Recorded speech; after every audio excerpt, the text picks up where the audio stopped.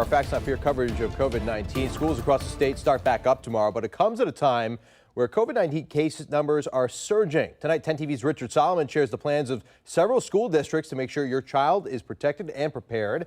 And Richard, we just learned about changes to one local school district for tomorrow. Well, yeah, Clay, just within the last 30 minutes or so, we learned that several schools within the Columbus City School District will be remote learning on Monday. The school corporation says it's because of the high number of staff absences.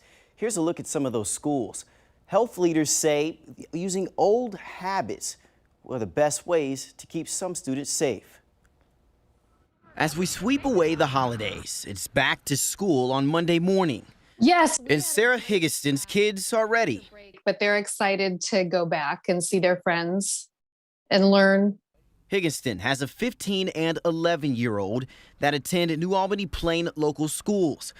Both their kids are vaccinated and both will be wearing masks as they go back to school. We have known for 2 years now, my mask protects you, your mask protects me.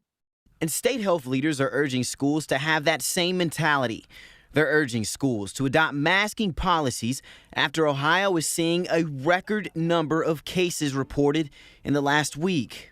Kids need to be in school, but we have to get back to the basics. Dr. Joseph Gastaldo with Ohio Health says children now account for nearly 20% of COVID cases in the country. But several schools are already a step ahead. Masks are required in Columbus City Schools, Hilliard City Schools, and Gahanna-Jefferson local schools. New Albany Plain local schools ask parents to monitor their child's symptoms closely. Dr. Gastaldo says old resources work best.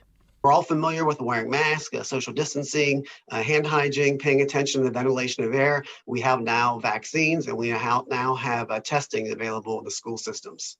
We can't predict what challenges COVID might give us in the future.